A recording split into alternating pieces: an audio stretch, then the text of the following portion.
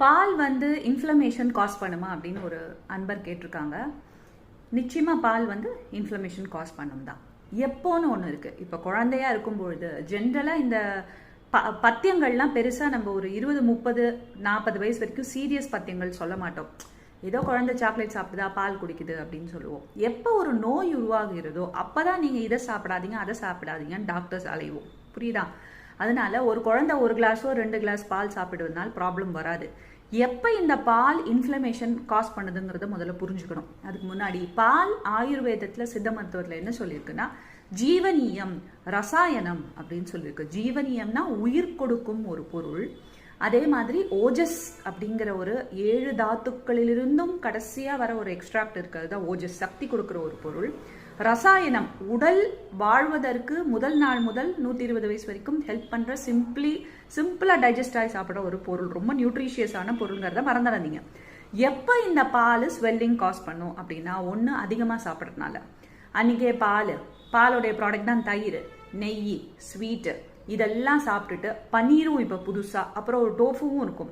மத்தியானம் தயிர் சாதம், நைட்டு பால், அப்புறம் ஒரு மில்க் ஸ்வீட், இந்த மாதிரி டோஸ் பண்ணிட்டு ஒரு நாள் இல்லை 2 நாள் 3 நாள் 4 நாள்னு ஆகும் பொழுது இது குழந்தைங்களுக்கே ஒரு நாளைக்கு கூட.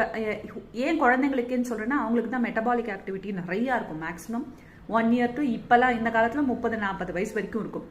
அது வரைக்கும் பிரச்சனை இருக்காது.